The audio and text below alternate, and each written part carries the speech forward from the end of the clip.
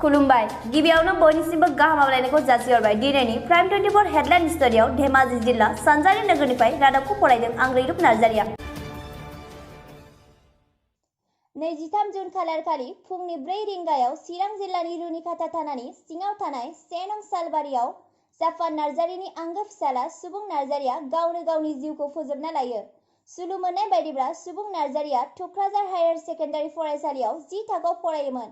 गाहायै बिथांनि आंगो बिफाया फोरमायनाय बायदिब्ला सुबुं नार्जारिना अनलाइनाव थाखोनि आनजाद जादोंमोन।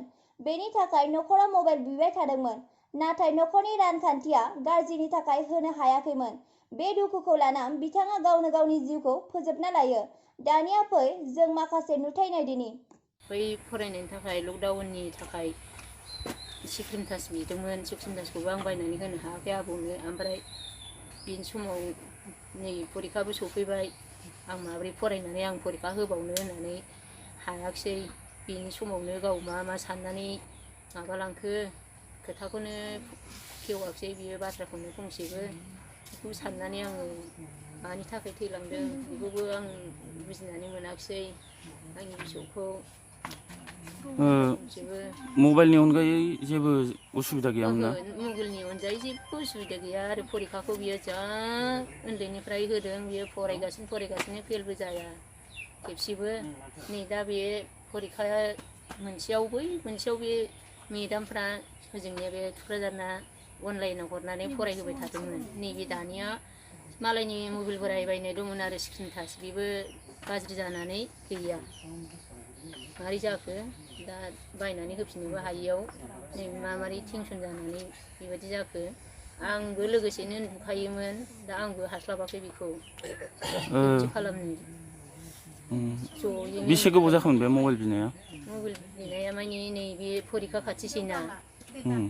फरिखायाव आङो सिगाङावबो फरायनो मोनखायाखिसै। नैबे एसे खाथिहाङाव आङो बे मेदामफोर हरनाय समाव आं फरायनो आरो लिरनो मोनबाबो जागौमोन।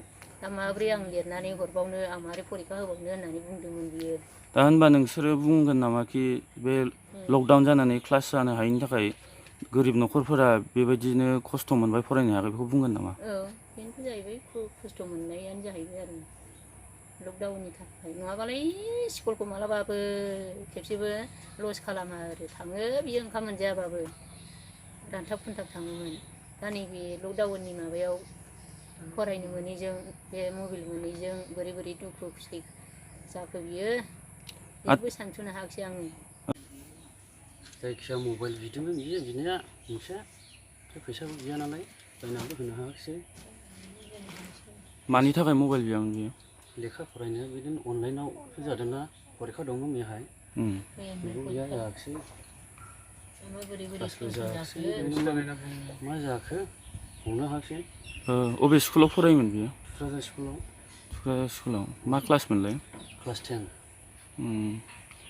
बियो थैनायजों बिराद दुखु फोरमायलांदों। दा नोङो मा फोरमायगोन?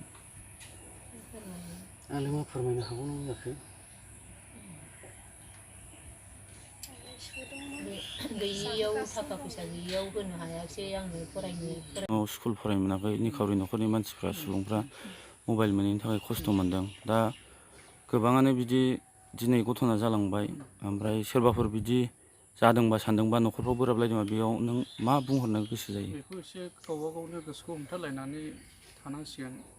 गरिब गुन्द्रानि न'खर माथो खालामनो फरायनो सानबाबो फरायनो हायाखिसै।